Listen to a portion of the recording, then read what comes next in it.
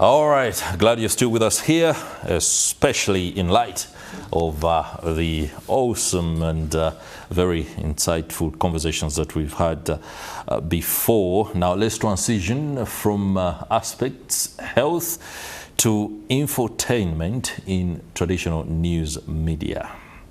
I'm joined on set by my usual suspect, Andrew Kaggwa. We're going to make sense of things that have been outed in studies that have investigated the growing relevance of technology in effect to journalism practice, the roles of performance, and how Sqoop entertainment magazine transitions online. Now, when we talk about Sqoop, you all know the pullout that has been bringing you everything that you need to know, especially about a society. There are a few things that are being tweaked here and there. Andrew Kaggwa will take us through that, and I've seen some bylines by the man himself in Sqoop, and that indicates that there's so much that is cooking. Sqoop effectively turns into Friday Xtra, and since it's Friday, allow me begin with opening a copy of the Daily Monitor so that we can talk from a point of reality. Friday Xtra, millennials need to chill. Open later, the Gen Zs are tired of the comparisons and the judgment. Enough is enough, and now they're asking the millennials to chill, or as the Gen Zs would put it, that word. Interesting. I am a millennial. Now the Gen Zs are saying we are elders. Kaggwa. Yeah. Ndimuzei. Oh my God. Life happens. Life happens. And by the way, funny thing is, you know life has happened when you're still dancing to a song and then someone tells you it's 20 years old. And you're like, wait, yeah. Reminds me of a scenario. I was in one of these tour vehicles, and then there was a set of not teenagers but young people who were seated ahead of me. So I don't know what the driver was thinking, but I think he was on a good trajectory, because he played a song that is old school to me. And then we began nodding around with another guy who was, and then somebody was like, what the hell is that? And then we were like, that is old school stuff. They're like, but you guys, what is that even? Old school music, now the music they think is old school is what we think is contemporary music. Yeah.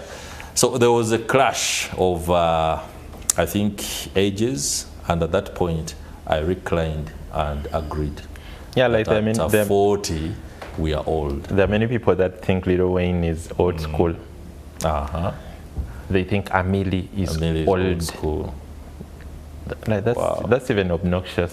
But it's interesting. But tell us first about, I know we can go on about old school and all that stuff. Yeah, so what is happening with Sqoop into Friday Xtra? So if there is one thing that many of us that love entertainment that have grown up with is Sqoop. I personally started writing for Sqoop when I was in high school. That must have been 19 Daniel. No. Sqoop first came out, I think, in 2009 or 2008. One of those years. And you know how you send a letter to one editor, and you're thinking it's just a letter, and then it's published, and it's published in great length, like you get a lot of space. Wow. So that was my very first contribution to Sqoop when I was still in high school. But Sqoop was a very, very big deal when we were in high school, that if you were not one of the very first people in the library to pick that paper and read it, there were chances you had to read it the next day.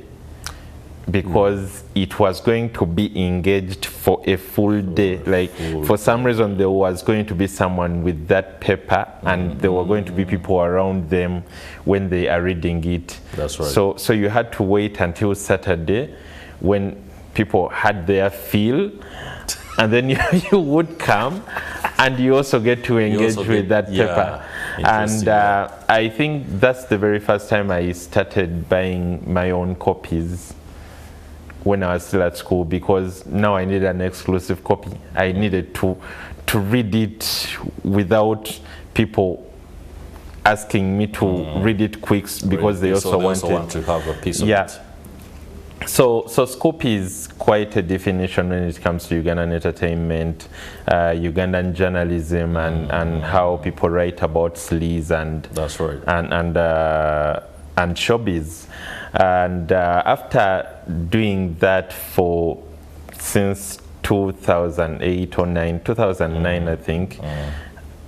I think we kind of felt that the audience has changed. The demands are different.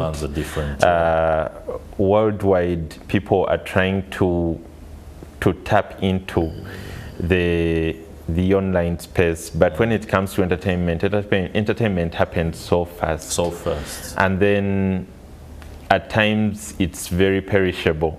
Like if you do not hit it when it has just come out, you might not hit it. You might not. Yeah, so that's why the decision was taken to take Sqoop online and introduce a new product Friday next to replace Sqoop.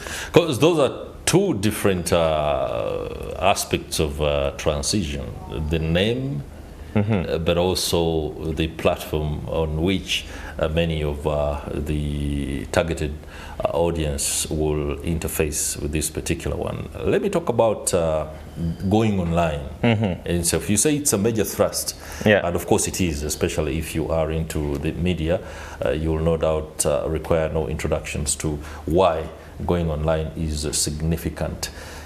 But to those who might have second thoughts about this going online and not being available as a hard copy, so to speak. Apologies for using the word hard copy. That's really old school. I think it's sentimental.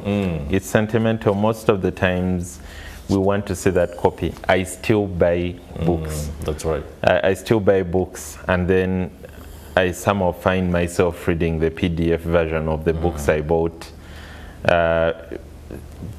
Because most of us, the readers who are millennials, always loved having a hard copy. We've always loved having a hard copy. But when you look at how life has changed, when you look at how technology has grown and has brought everything into a simple device, you'll notice how very little you might end up opening the actual copy, even when you bought it. And when it comes to the audience that Sqoop is talking to, that audience has not even had a chance to interact with the hard copy as much. Their life has always been on the phone. So this is more about going to them, but when you go to them, you're going to them in the way they really understand. One, we are not just going online. Sqoop is not just a website. It's on social media, it's video, it's audio. So everything that's going to be captured as Sqoop is going to encompass all the three. Like you'll be getting some bits in video, you'll be getting some in audio, and you'll be getting a lot of picture. I think one of the advantages that online presents is the fact that it's elastic. Unlike print, where you are at times limited by words, you're limited by words, and you're also limited by space. So you'll be given space, and you can only put there 250 words, nothing more, nothing less. You can use at times just 5 pictures. So when I cover an event like, say Nyege Nyege, I could get a chance to use as many pictures as I want. I could give the readers a wider coverage with it, and then you could throw videos in there as well. Talking about navigating what appears to be a very thin line, especially in today's audience dynamics, the attention spans, entertainment, education, which at times many of us love to call infotainment. I don't know how the interplay is going to be done, because I am a millennial, and the Gen Z might assume that the way I see things is old.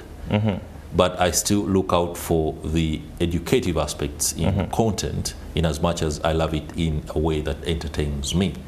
Now, for the Gen Zs, entertainment reigns supreme. The moment they see it is going a little bit deeper into what could be boring, then they switch, and the attention span online is really limited. People do have things popping up. I'm afraid if Friday Next is not popping up as frequently as any other, then they will be reading something else. How do you intend to capture that? When I like using the analogy of whiskey. Whiskey. You take whiskey? I do. So I like Northern Comfort. So there are some connoisseurs. I think that's the word. Connoisseurs. So some connoisseurs love their whiskey neat. I love my whiskey neat. Yeah. You see, whiskey is like poetry. Like, very many people do not really understand poetry because it's hard and everything. Appears hard. It appears hard. So what some very wise people did was to put beat on a poet. They put a beat on a poem, and then it sounds like a rhyme. That is right. Then it's more interesting, and then you're not concerned about how hard poetry is, because now there is a beat you can nod to, and as you're nodding, you're listening to the words someone is saying. Yeah. So that's the same analogy of whiskey. Like, whiskey is hard for some people, and that's why cocktails do exist. When you have a cocktail, trust me, someone would take even 5 shots of whiskey, and it's only their legs that will tell them you've been taking a lot of whiskey. That is right. So we are handling information the way someone would handle whiskey and a cocktail. It's entertaining, but we shall make sure there is a purpose where we are writing that entertainment story. You'll be informed even without knowing you're getting informed, but at the end of the day, you will be informed. Wow, interesting there. I like the transition. I like the thinking behind it. I also like the bottom line aspects, because at the end of the day, the fundamentals must be taken care of. Yeah, that's we need to make some money. Does that speak about the need for similar products to quickly or rightly embrace transition from hard copy to online? I know it's already, we have an e-line, an e-paper rather. Of course, that one is very convenient. Wherever you are, it doesn't matter. You should be able to get it. Old school guys are going to be looking at this a little bit more intently. There are very many people that are still reading the physical paper. Much as the belief is that it's a very small, many people believe it's a very small audience, but that audience still exists. And they do not just exist, they actually matter. And that audience still has other parts of this paper informing them. But then there is that audience that came onto the market when online was already a thing. And that's the audience that the online Sqoop is actually looking at. All right, Andrew, we don't have a lot of time, but your last words on this. You should be pitching again? This is not a pitch. This is not a pitch. It's already a decision taken? Yeah. I think what I would tell the public is Sqoop is not gone, so no one should be thinking Sqoop is gone. Sqoop is still here. It's still an entertainment leader. The same good writers are still there. And it's right now, it's faster. It gets to you faster than it has been coming to you in the past, like it's coming to you in real time. Okay, I'm afraid we're going to have to transition and go to our man, Stephen Mbide, but do get yourself a copy of the Daily Monitor today. Investment is only 2,000 Uganda shillings, and the Friday Extra comes with all the information that the Gen Zs are really talking about. Desires are getting engaged, and men are apparently having a meltdown. One is telling people, you want a younger man, go for him. Want an older man, go for it. You want to be single with your cats, go for it. Oh my God, the Gen Zs. Stephen Mbide, Gen Zs have become Gen Zs. Let us, the gray-haired men, talk. Good morning.